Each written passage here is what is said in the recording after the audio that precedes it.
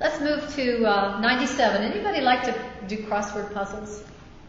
Anyone here? Like games? Do you like crossword puzzles, Nancy? I love this reason, especially if you enjoy something like that. The crossword puzzle is all yours. And if you've ever lived with someone who likes to do them too, then it's frustrating if you were working on it and then all of a sudden they found all the answers and you never got to finish it yourself. I suppose you can blame it all on Joseph Pulitzer, who published the very first crossword puzzle in his publication, The New York World, on December 21st of 1913.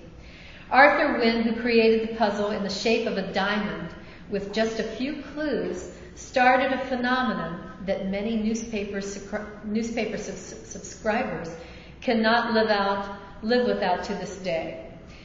Many newspaper publishers will tell you that you can forget to post an important news item with no reaction, but if you fail to publish that daily crossword puzzle, readers will have a snit. According to Will Shortz, the editor of the New York Times crossword puzzle, as many as 50 million people do crossword puzzles just across the United States alone. And one reader claims that he never gets bored as long as he has his daily puzzle, where another woman says it keeps her mind sharp, improving her vocabulary. A homemaker in Virginia states that she cringed when her husband bought her a crossword puzzle dictionary for Christmas, thinking it would help her. She said that would be like cheating. But hold everything. If you're having trouble with the last word, you can actually have your clues analyzed at oneacross.com. In the event that you get stuck, One Across will help you out, and no one is the wiser. Rumors and tales spread across the last century that some marriages have become stronger and some have failed because of the addiction to crossword puzzles. If you have a score to settle or a little vendetta, just hide the enemy's crossword puzzle. Let's move to reason 89. You can hang your unmentionables wherever you choose. The stockings may be hung by the chimney with care at Christmas time, but on a daily basis, your unmentionables may be unwanted articles hanging to dry in the bathroom. In many a quaint village in Europe where one tenant building stands inches from the next, you can still find laundry, including lingerie, hanging out to dry on the clotheslines tied between the downspouts. It's funny to see if you've ever traveled to Europe and you see that, but I hope they never change. Men foam at the mouth when they see women wearing push-up bras, thongs, garter belts, and seam stockings, but dislike where we choose to hang them up to dry. If you're single and living alone, your delicates can dry on the back of the kitchen chair or tossed over the shower curtain without a care. This is a true story. A friend of mine always keeps her racing bike inside her apartment, just parked near a heating vent. And it isn't unusual to see her bras and stockings hanging from the handlebars of her bike when you go over to her apartment. So what's that tucked inside of that little pink bag, ladies? I'll never tell. Thanksgiving is coming soon, so let's do this one. This is reason 86. You don't have to compromise. During the holidays, some of us enjoy a lovely festive meal with dear ones and others that are wishing that they figured out an excuse to get out of going in the first place. Maggie was born and raised in the Midwestern United States, where it's tradition to stuff and roast a turkey. They had all of the trimmings with potatoes, gravy, an assortment of cooked vegetables, cranberry relish, cornbread, pumpkin pie. She and her husband had been married for 18 years, but he was never satisfied with Thanksgiving served at their house, where Maggie did all the cooking. He grew up in Maine, where the holidays there were centered around his family's seafood business. So Thanksgiving and Christmas to his family meant clam chowder or lobster bisque, fresh scallops, shrimp, and anything seafood. Potatoes were acceptable, but cranberry relish came out of the can. Not a seafood lover herself, Maggie dreaded those long trips to the East Coast every other year. Trying to be polite, Maggie would sip her chowder and get full on mashed potatoes.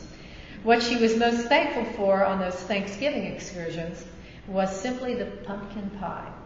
Maggie isn't alone. Many of us can clash when it comes to taste, especially on such a day of feasting.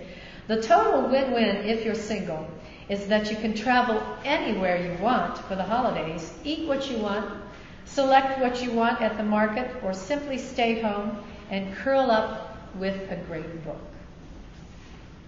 Reason number 82. This is especially for the guys, since statistics show that single men more today are focusing on building wealth. But we're all searching for that pot of gold at the end of the rainbow, whether it provides capital to launch a dream or allow us the freedom to have what we want while keeping all of the bills paid. The internet is filled with empty opportunities and get-rich schemes, but the real principles that build wealth haven't changed for centuries.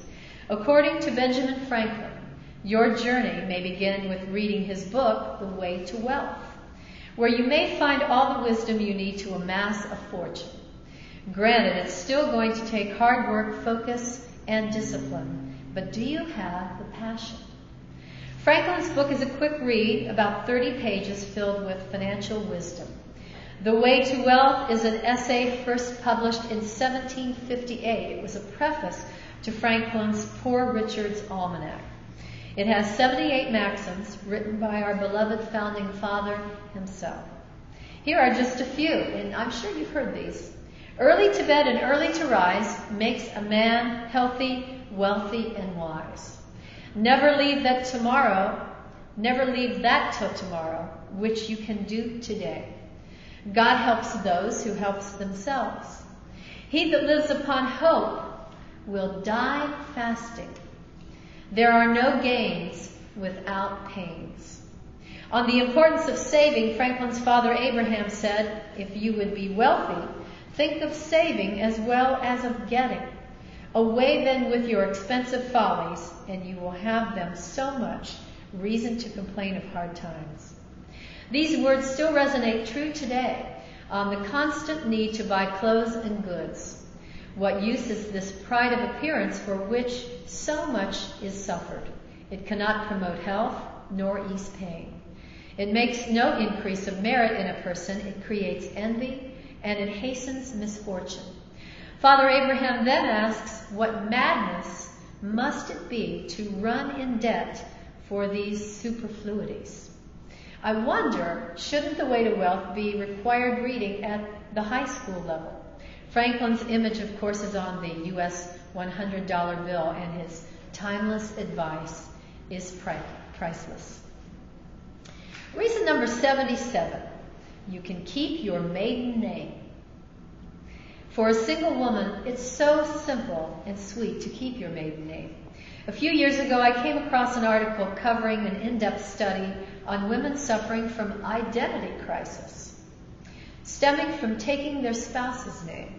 It stated that the psychological effects on some women can evolve into a crisis where they actually begin to feel that they don't even know who they are anymore.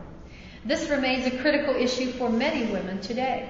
Women who have chosen to take their husband's name can range from those who don't really see it as an issue to those who fear that if they don't, their children's identity will be lost or confused.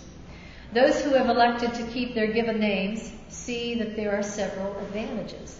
Some believe in the importance of carrying on the identity for their lineage. Others simply love their name. They've had it all of their lives and wouldn't change it for any reason.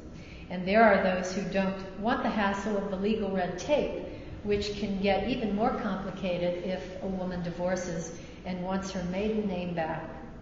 For the past several decades, legally changing their names has further complicated the lives of many divorced women.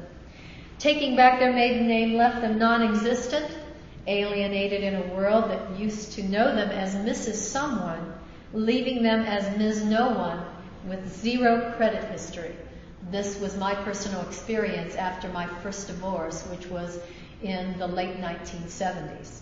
Everything was in my name according to my married name back then, so I became no one.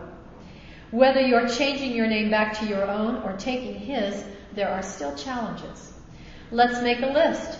A new driver's license, passport, social security card, checking account, savings account, 401k plan, stocks, certificates, bonds.